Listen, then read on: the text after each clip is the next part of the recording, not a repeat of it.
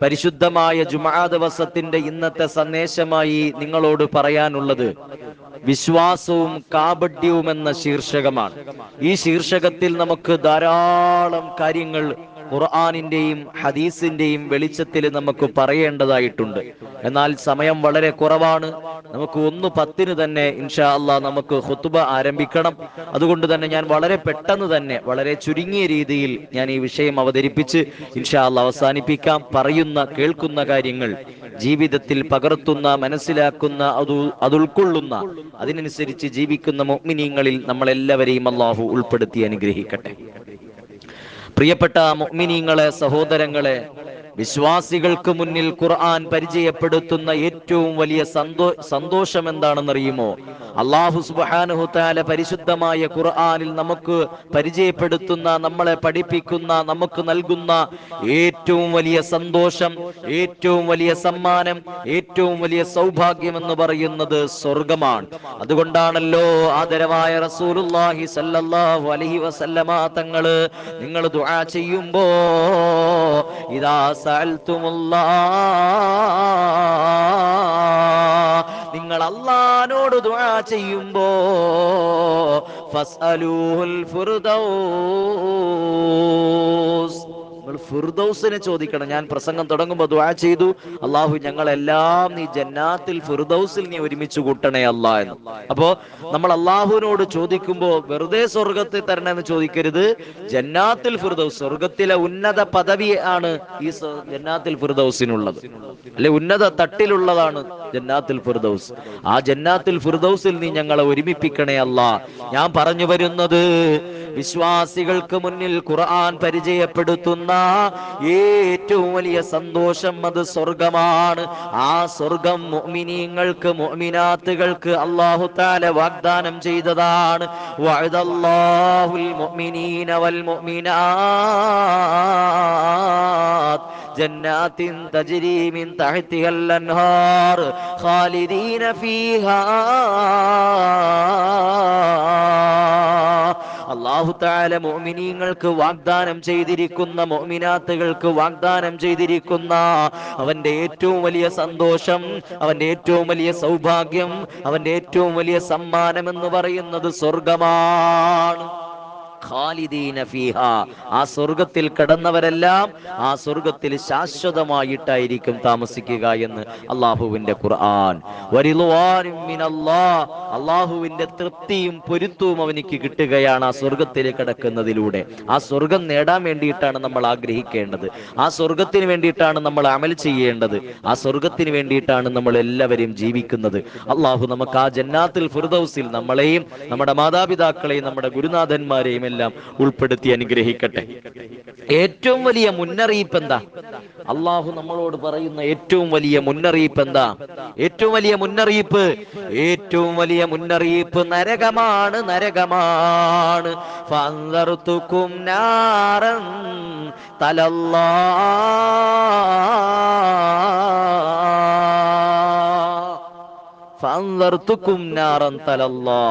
കത്തിയെരിയുന്ന നരകത്തിനെ കൊണ്ട് ഞാൻ നിങ്ങൾക്ക് മുന്നറിയിപ്പ് നൽകുന്നു എന്ന് സൂറത്തുൽ ലൈലിൽ അല്ലാഹു തആല പഠിപ്പിക്കുകയാണ്. അതുപോലെ സത്യനിഷേധികളെ കാത്തിരിക്കുന്ന ഏറ്റവും വലിയ അപകടം നരകമാണ്.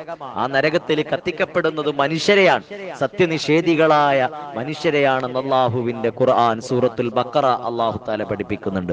ഫത്തഖുന്നാറല്ലതീ വഖൂദഹന്നാസ് വൽ ഹിജാറ ഉഇദ്ദത് ലിൽ കാഫിരീൻ. അല്ലാഹു നമ്മളെ കാത്തിരക്ഷിക്കട്ടെ. ആമീൻ പറയേണ്ട പ്രിയപ്പെട്ട മുഅ്മിനീങ്ങൾ, ഉറക്കെ ഒന്ന് ആമീൻ പറയേ. വെള്ളിയാഴ്ച ദിവസമല്ലേ, അല്ലാഹു ദുആ സ്വീകരിക്കുന്ന സമയമല്ലേ. അല്ലാഹു തആല നമ്മുടെ ദുആഇനെ സ്വീകരിക്കട്ടെ.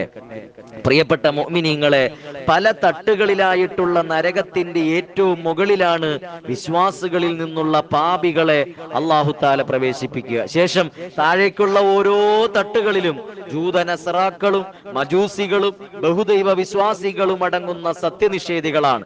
എന്നാൽ ഈ നരകത്തിന്റെ ഏറ്റവും താഴ്ന്ന ഭാഗം, ഏറ്റവും ഭീകരമായ ഭാഗം, അപകടങ്ങൾ നിറഞ്ഞതായ ഭാഗം, അന്ധകാര നിബിഡമായ ഭാഗം, കാരുണ്യത്തിന്റെ ലെവലേശം പോലുമില്ലാത്ത ഭയാനകതകളാൽ നിറഞ്ഞ ആഴത്തട്ടിലേക്ക് പ്രവേശിക്കപ്പെടുന്ന ഒരു വിഭാഗമുണ്ട്. ആ വിഭാഗത്തിനെ കുറിച്ചിട്ടാണ് ഇന്നത്തെ ജുമാ ദിവസം നിങ്ങളോട് ഓർമ്മപ്പെടുത്താനുള്ളത്. നരകത്തിലെ ഏറ്റവും താഴ്ന്ന ഭാഗം, ഭീകരമായ ഭാഗം, അപകടങ്ങൾ നിറഞ്ഞ ഭാഗം, അന്ധകാര നിബിഡമായ ഭാഗം. എന്റെ പ്രിയപ്പെട്ടവരെ, അള്ളാഹുവിന്റെ കാരുണ്യം ഒരു ലെവലേശം പോലും ഇല്ലാത്ത ഭയാനകതകളാൽ നിറഞ്ഞ ആഴത്തട്ടിലുള്ള ഒരു വിഭാഗം. ആ വിഭാഗം ആരെന്നറിയുമോ? അവരെ കുറിച്ച് പറയാ അല്ലാഹു തആല പരിശുദ്ധമായ ഖുർആനിൽ ഒരു അധ്യായം തന്നെ മാറ്റിവെച്ചിരിക്കുകയാണ്. ആരെന്നറിയുമോ? ആ വിഭാഗം ആരാ? അൽ മുനാഫിഖൂൻ. അൽ മുനാഫിഖൂൻ. ആ മുനാഫിക്കീങ്ങളെ കുറിച്ച്, അവരുടെ വാസസ്ഥലത്തെ കുറിച്ച് അള്ളാഹുവിന്റെ ഖുർആനിൽ കാണാം. ഇന്നൽ മുനാഫിഖൂന ഫിദ്ദർക്കിൽ അസ്ഫലി മിനന്നാർ ലൻ തജിദ ലഹും നസീറാ. മുനാഫിക്കീങ്ങൾ എവിടെ കിടക്കുക? നരകത്തിൽ 7 തട്ടുകളുണ്ട്, സ്വർഗത്തിന് 7 തട്ടുകളുണ്ട്. കഴിഞ്ഞ ജുമാ ദിവസങ്ങളിലൊക്കെ നാം സംസാരിച്ചത് പോയതാണ്. നരകത്തിന് 7 തട്ടുകളുണ്ട്. അതിന്റെ ഏറ്റവും താഴെ തട്ടിൽ കിടക്കുന്ന വിഭാഗം മുനാഫിക്കീങ്ങളാണ്. അല്ലാഹു തആല നമ്മളെ കാത്തിരക്ഷിക്കട്ടെ. അല്ലാഹു നമ്മളെ ആ വിഭാഗത്തിൽ നിന്ന് നമ്മളെ കാത്തിരക്ഷിക്കട്ടെ. വിശ്വാസികളുടെ കൂട്ടത്തിൽ കൂടുകയും വിശ്വാസം നടിച്ച് ജീവിക്കുകയും ഹൃദയത്തിൽ വിശ്വാസത്തിന്റെ ഒരു അംശം പോലും ഇല്ലാത്ത ഒരു വിഭാഗം. അങ്ങനത്തെ ആളുകളുണ്ടോ? വർത്തമാന കാലഘട്ടത്ത് മുനാഫിക്കീങ്ങൾ എന്ന് കൂടിക്കൊണ്ടിരിക്കുന്ന ഒരു സാഹചര്യമാണ്. പേരില് മുസ്ലിമാണ്, പക്ഷേ പ്രവർത്തനത്തിൽ മുസ്ലിം അല്ല. അവന്റെ ഖൽബിൽ ഈമാനിന്റെ ഒരു അംശം പോലും ഇല്ലാത്ത വിഭാഗം. ഇനി മറ്റൊരു വിഭാഗമുണ്ട്. മുസ്ലിമിന്റെ പേരുമുണ്ട്, ഐഡന്റിറ്റിയുമുണ്ട്. ആധാർ കാർഡിലുണ്ട്, റേഷൻ കാർഡിലുണ്ട്, പാസ്പോർട്ടിലുണ്ട്, മറ്റ് വോട്ടർ ID കാർഡിലുണ്ട്. മുസ്ലിമിന്റെ പേരും ഐഡന്റിറ്റി ഒക്കെ ഉണ്ട്.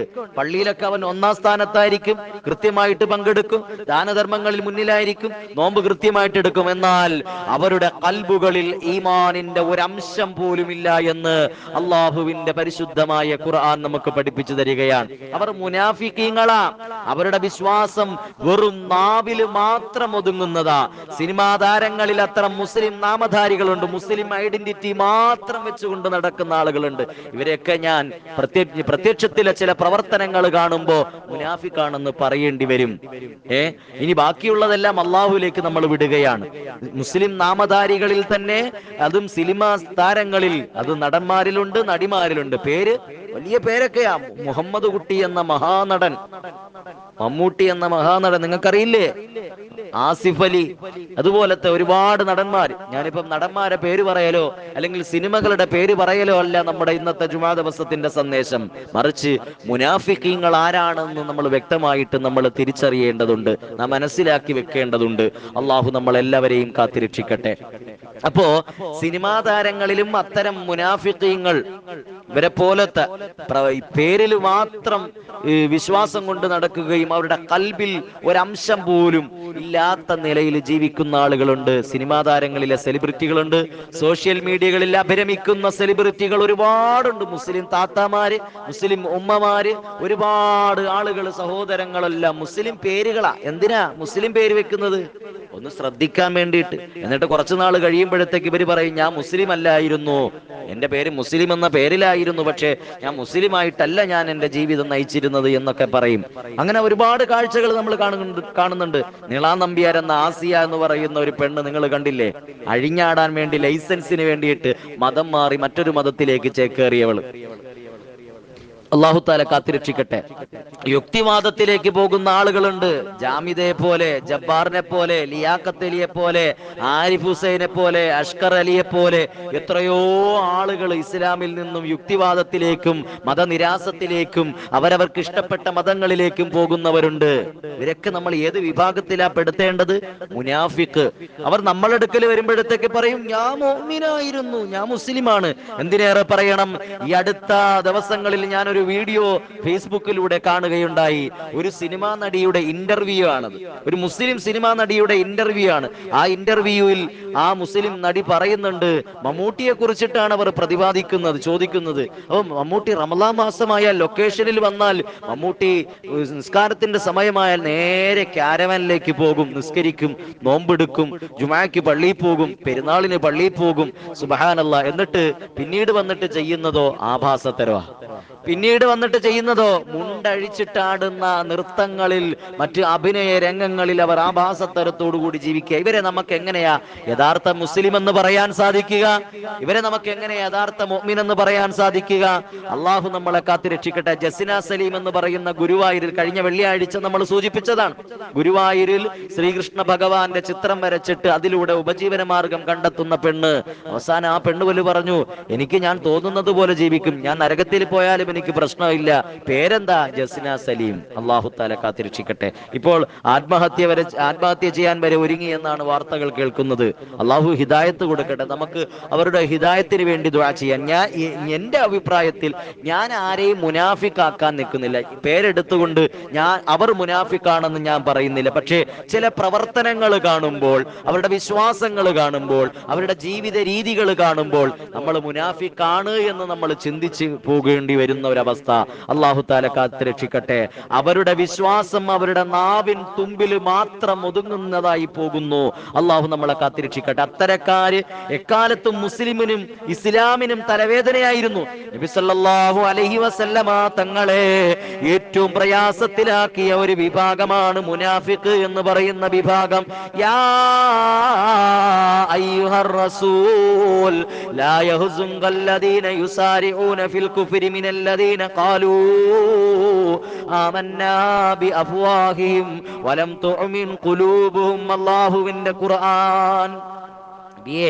നബിയെ, നിങ്ങൾ വിഷമിക്കണ്ട. ചില മുനാഫിക്കീങ്ങളായ സത്യനിഷേധികളിൽപ്പെട്ട ആളുകൾ നിങ്ങളുടെ അടുക്കലേക്ക് വന്നിട്ട് പറയും, ആമന്നാ, ഞങ്ങൾ നിങ്ങളോടൊപ്പമാണ് കേട്ടോ, ഞങ്ങൾ നിങ്ങളെ കൊണ്ട് വിശ്വസിച്ചിരിക്കുന്നു. ആമന്നാ ബിഅഫ്വാഹിഹിം, അവരുടെ നാവുകളിൽ കൊണ്ട് മാത്രം വിശ്വാസം പറഞ്ഞവർ. വലം തുഅ്മിൻ ഖുലൂബ്, അവരുടെ ഖൽബിൽ എന്തില്ല? ഈമാനിന്റെ കണിക പോലുമില്ല. ഹൃദയം കൊണ്ട് ഇസ്ലാമിനെ പുൽകാത്തവർ, ഹൃദയത്തിൽ ഈമാൻ ഉറപ്പിക്കാതെ കേവലം നാവ് കൊണ്ട് ഞങ്ങളും മുഅ്മിനുകളാണ്, ഞങ്ങളും വിശ്വാസികളാണ്, ഞങ്ങളും മുസ്ലിമീങ്ങളാണെന്ന് അവകാശപ്പെട്ടുകൊണ്ട് പ്രവാചകന്റെ അടുക്കിലേക്ക് വന്ന ഒരു വിഭാഗത്തിനെ കുറിച്ചിട്ടാണ് ഖുർആൻ പറയുന്നത്. ഇങ്ങനെ ഒരുപാട് സ്ഥലങ്ങളിൽ മുനാഫിക്കീങ്ങളെ കുറിച്ച് പറയുന്നതായിട്ട് കാണാം. മുനാഫിക്കീങ്ങളുടെ അടയാളങ്ങളും പറയുന്നതായിട്ട് കാണാം. മുനാഫിക്കാകാൻ കാരണമാകുന്ന മറ്റ് കാര്യങ്ങളെ സംബന്ധിച്ചും പറയുന്നതായിട്ട് കാണാം. അതെല്ലാം ഇൻഷാ അല്ലാഹ് വരുന്ന വെള്ളിയാഴ്ചകളിൽ നമുക്ക് ചർച്ച ചെയ്യാം. അള്ളാഹു തൗഫീഖ് തരട്ടെ. ഏതെങ്കിലും ഒരു മനുഷ്യൻ, നമ്മൾ മനസ്സിലാക്കേണ്ടത്, ഏതെങ്കിലും ഒരു മനുഷ്യൻ എവിടെയെങ്കിലും ഒരു ബോംബ് ഇട്ടു, പേരെന്താ? മുഹമ്മദ് അബ്ദുള്ള. അവനെ നമ്മൾ മുസ്ലിം എന്ന് വിളിക്കോ? അവനെ നമ്മൾ മുഅ്മിൻ എന്ന് വിളിക്കോ?